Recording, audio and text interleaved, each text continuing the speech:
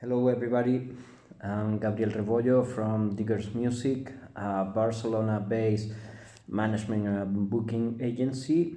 We work with artists such as Maruja Limón, which will be performing today at Sudwave 2.020, an online showcase, 3.5. And we also work with other artists such as LaboratoriA, Blanco, Palma, Aiala, among others. First of all, I would like to thank Sudwave 2.020 for this invitation. It's a pleasure to be here speaking about the Spanish music business situation after this hard year for everybody. After that ends, I would like to explain you as it sure had happened at the rest of the world. There has a huge impact in the music business. Here in Spain, we have lost over 80% of all the concerts programmed for this year. Record sales have decreased in 85% as well. This digital market, all with streaming and digital buys, have also decreased, but just in a 25%, so it's the less affected part of the music business here in Spain. About concerts, we didn't have anything, as I suppose everybody, since the lockdown in March till the summer. In the summer there was some private initiative as Cruilla or Sala Barcelona, Festival de Pedralbes, among others, and they did a summer festival in a reduced capacity, just single concerts for 300, 500 people on open air spaces. After this initiative, which started in Barcelona by Cruilla, which was the first one to announce the concerts during the summer with audience, they started to spread across Spain, but still wasn't a big activity, let's say. Okay, about the concert halls, most of them has been closed down since March. Every week now, since a couple of months ago, there's a concert hall closing forever because they couldn't afford anymore to this situation. Right now there are some concert venues open. Most of them are doing activity during the day because we have lockdown during the night. So they're doing what we call session vermouth in the afternoon or during the day in the weekend. But concert hall, I think it's also important to mention that there was a big amount of concert halls dedicated to flamenco, just for tourist shows.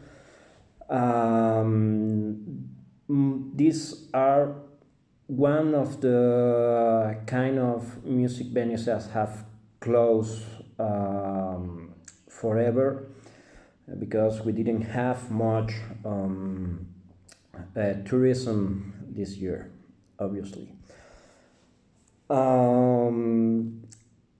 In other consequence of the lockdown is that most of the musicians and music business professionals are not working right now in the music they're having other jobs in stores, bars, or whatever they can find. So there's huge amount of enterprises right now that are not operating during this,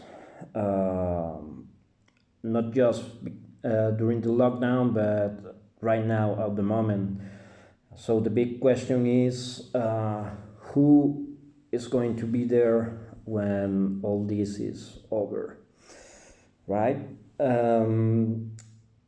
As a consequence of all of this, the public institution has given financial support, some help to musicians, management and booking agencies, record labels, concert venues, festivals,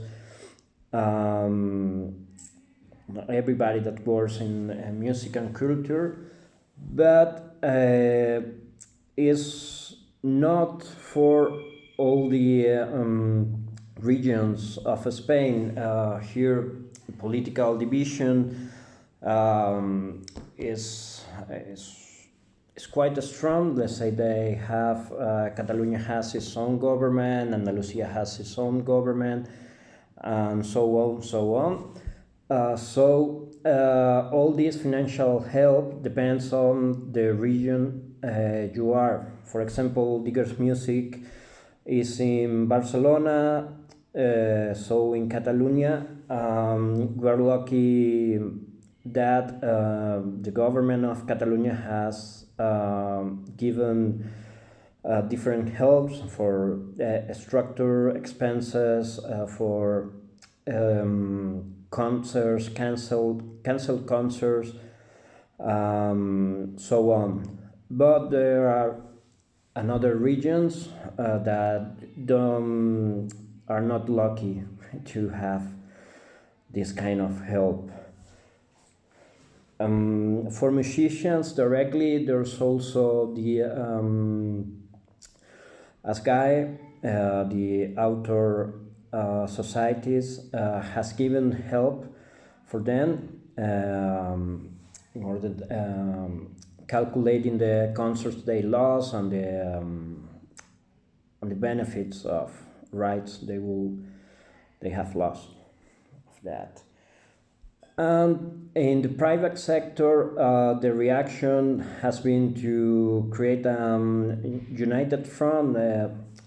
Everybody has come together in order to talk with all the public institutions, for example, for these financial helps, and all our current necessities. This is quite nice. I think it's one of the first times that record labels, managers, musicians, technicians, and everybody are working together in order to accomplish something for the music business here. About that, I think one of the main objective or one of the main goals of this union is to finally have a new music law in Spain. We have been working with the same law since the 60s of the last century, so it's a quite old law that doesn't is not fit to the reality of the music business market right now, and there has been a project law that has been in the government for 2 years now. Right now is a moment that everybody's supporting this initiative in order to get a new law, because they realize that one big part of the problems we have right now are because this law doesn't recognize certain kind of jobs, or how musicians are not in a single position every day of the year, if not that they have a concert one week, next week. All of that have decreased the probabilities to receive financial help for musicians especially, so everybody's working to have this new law. I think that's quite a resume of what is happening right now. About the future, not quite sure what will happen for next year. I think we will have concerts, we will have activity. Probably not these massive festivals, but something in between what we had this summer of the people with the seating, open air, 500 people at most. I think it will be between that, something a bit bigger, as we are used to here with all the big festivals.